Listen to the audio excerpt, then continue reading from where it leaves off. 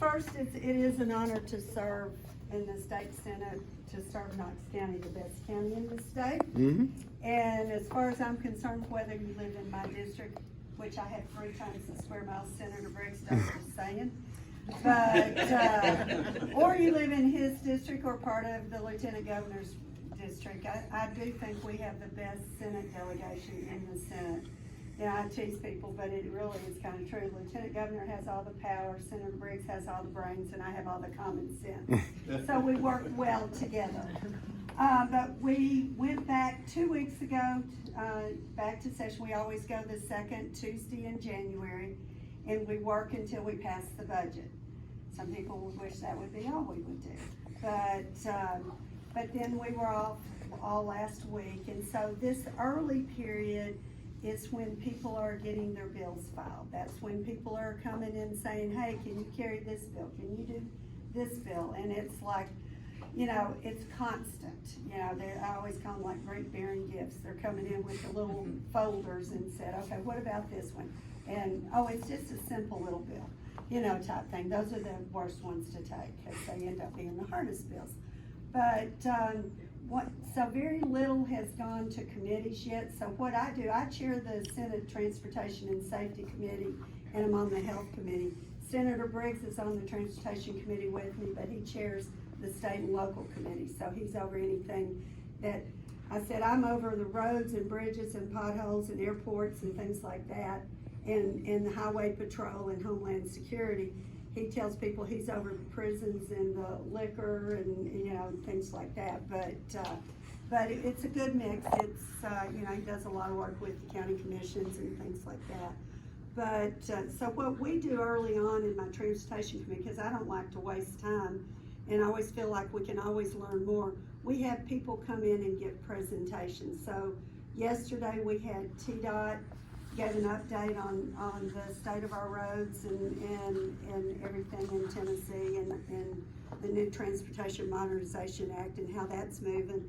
And then safety did they did a Homeland Security. They talked about the school threats like we had one today. And they talked about how they're adding more Homeland Security agents to each of our counties. They had deployed the SRO grant money that was funded. It's like 95% of it has been obligated because to each of the 95 counties that are receiving that. There's some counties that had no SROs that are now have them in every school. So it's going to really, really good use. But they also, Highway Patrol, they talked about how they all work so hard, and we're blessed that they're out there working and helped with our road situation and emergency situations and things like that. So we spent time thanking them for those frontline staff that were working round the clock to help get our state back up and running last week with that. You know, that was a once in a decade thing. So right now we're kind of in the gearing up to get to start working on all those committees. A few bills are going to start going to committees next week, but they have to get referred to committees. So technically, when you look on a website, which is it's an award-winning national website, but it'll say it was heard on first consideration and second consideration. All that is reading the numbers on the floor, you know, and that gets it in position to go to a committee, to get assigned to a committee. So that's where we're meeting 3 times a week to get all those bills referred to the committee so they can start being heard. A week from, a week from Monday, the governor will be doing his State of the Union. You will be able to watch it live. Anything that happens in the legislature, you can go on, watch it live, watch it later in the day, watch it in the middle of the night if you can't sleep, and it will put you to sleep. But not always. But we do believe in a transparent system, and so that's kind of where we're going. The things, one of the big challenges we're going to have this year is the budget. We've been growing we actually had grown it up to like 11%, 12% growth rate of revenue, which is unheard of. And so we've had extra money to do special projects, one-time expenses, and make investments in Tennessee. It's moving back down to that normal 3 to 5% growth, but we had overestimated just a little bit, and usually we never overestimate because we budget very conservatively. So we're gonna come up short this year, and we're gonna have to backfill the shortage, which is about, I think they're saying about 300 million. And so we've got that. There's also a business tax thing that this bill, the way we figure the business franchise and excise tax, and I'm gonna be very high level on this because as opposed to in the weeds in it, but was passed back like 100 years ago. And we've been doing it the same way. Well, they've come out now, and our AG looked at it and said that we really need to figure, it needs to be figured a different way. And so we're gonna change the way we figure it to meet the constitutional requirements there. And so it's gonna cost us some extra money. So I doubt they'll be sending any federal money back for the schools. You know, I mean, I don't see that happen. I mean, I never say never, but it's doubtful in my mind. So the budget is gonna be a big one because there's almost, I forget what they've said, 80% of the legislature has never dealt with a budget that is a lot tighter. They're used to having extra money and being able to pass bills that cost money and go get one-time grant, you know, funds for certain things, and everybody's used to that, or most everybody. So it's gonna probably be up to the Senate to kind of hold the reins and make sure that we budget responsibly.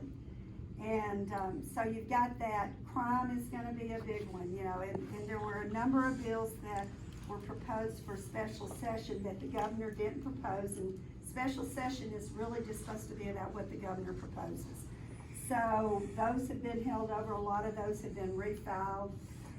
You know, it's just like the threat of mass violence. There is a bill that's gonna be coming through that says if somebody makes a threat of that mass violence and it's a credible threat, they have the ability to make it happen, you know, then instead of it being a misdemeanor, it would move to a felony. You know, so that's one they're looking at. They're also, Memphis is having a huge problem with crime right now, and they've got a DA that won't do anything about it. So we've sent extra Homeland Security and extra troopers over there and everything, but one of the things is these gang folks get these juveniles to do like, go crush a car window and steal something, gun or whatever out of the car, and they don't get the penalties that an adult would, okay?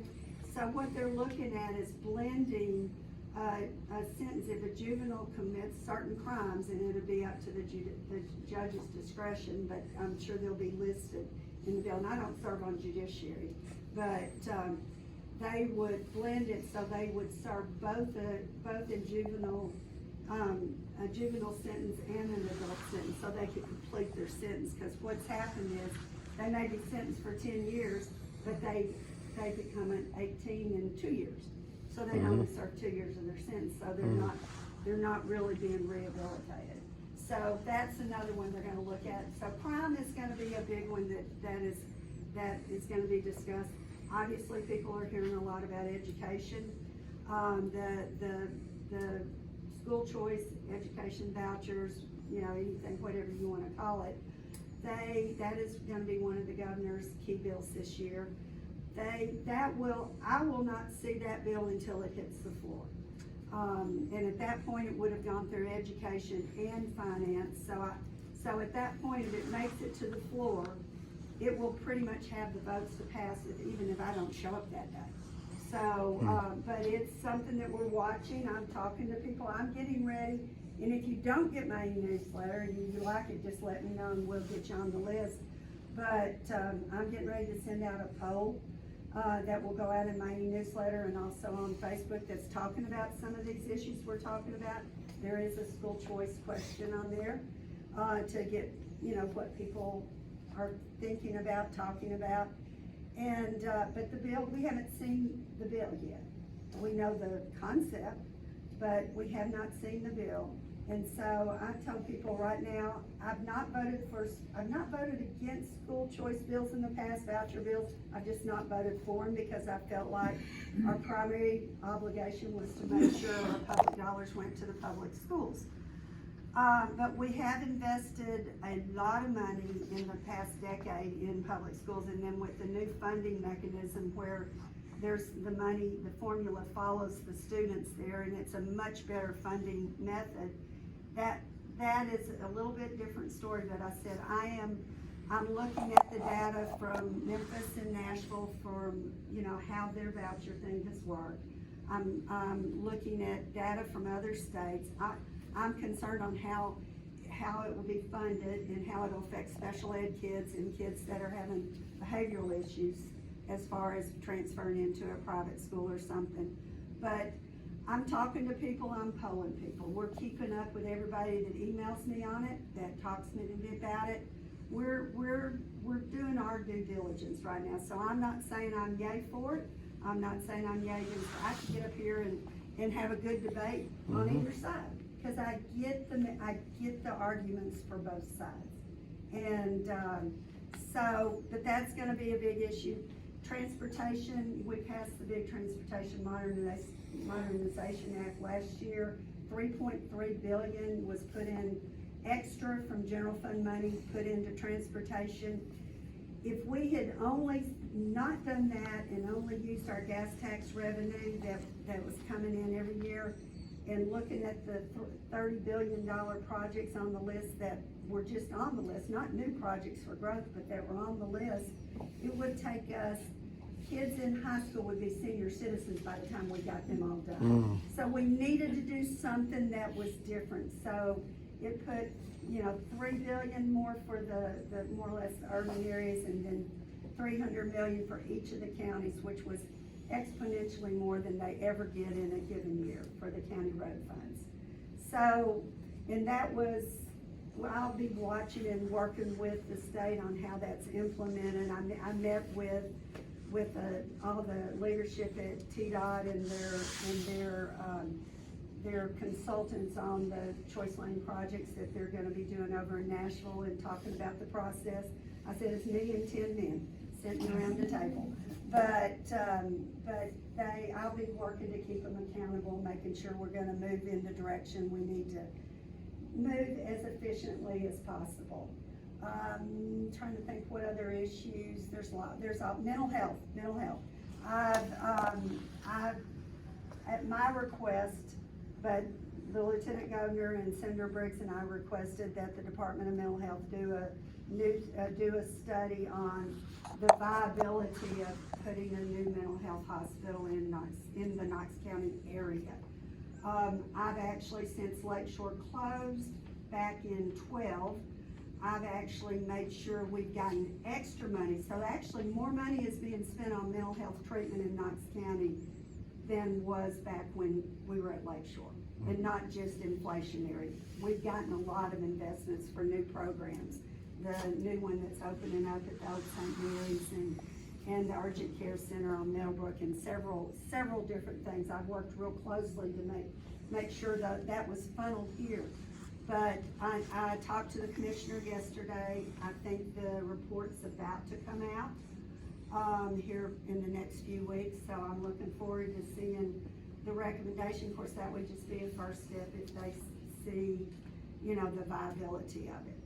So, but the mental health is something that's very important to me. I co-chaired a national task force last year on mental health and employment, along with the Lieutenant Governor from Colorado. And so mental health is something that I really, I said I don't really have engineering molecules for transportation, but we gotta have good roads. But my heart beats a little faster when I can do something to help vulnerable people. And I'm gonna continue to work in that effort. So, does anybody have any questions? We've got the new blue books. We'll be sending them out. They just got them, so I didn't put a box in my car. But if you want a blue book, let me know too. We'll make sure we get you one.